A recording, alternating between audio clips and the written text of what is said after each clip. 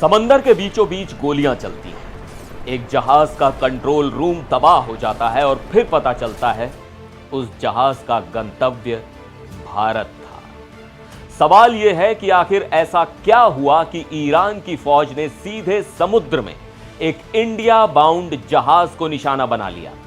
नमस्कार, मैं हूं सिद्धार्थ प्रकाश। आज की कहानी जुड़ी है दुनिया के सबसे संवेदनशील समुद्री रास्तों में से एक स्ट्रेट ऑफ होर्मुज से, जहां एक के बाद एक 3 कंटेनर जहाजों पर हमला होता है और उनमें से 2 को ईरान की रेवोल्यूशनरी गार्ड्स यानी इस्लामिक रेवोल्यूशनरी गार्ड कोर सीधे अपने कब्जे में ले लेती है। बुधवार को 3 कंटेनर जहाज एपामिनोंडास, एमएससी फ्रांसिस्का और यूफोरिया पर्शियन गल्फ से निकलकर इस स्ट्रेट को पार कर रहे थे। इनमें से एपामिनोंडास का डेस्टिनेशन भारत बताया गया था। यूके मैरीटाइम ट्रेड ऑपरेशंस यानी यूकेएमटीओ के मुताबिक सबसे पहले एपामिनोंडास पर हमला हुआ।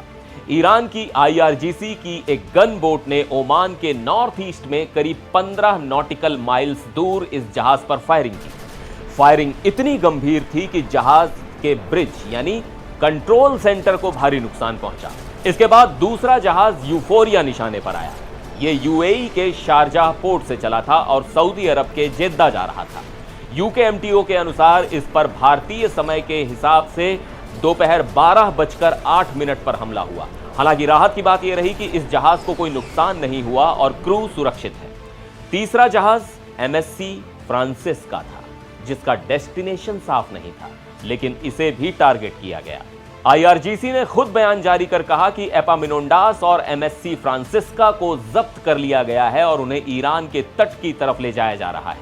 आरोप यह लगाया गया कि ये जहाज बिना जरूरी परमिट के चल रहे थे और उन्होंने अपने नेविगेशन सिस्टम के साथ छेड़छाड़ की थी।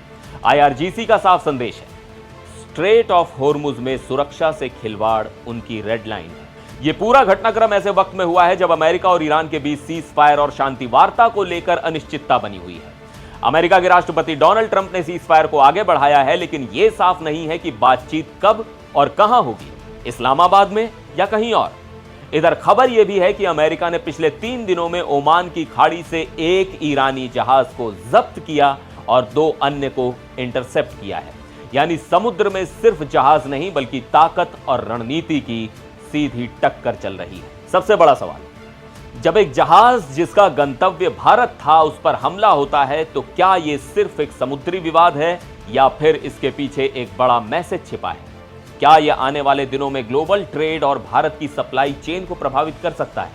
आप क्या सोचते हैं?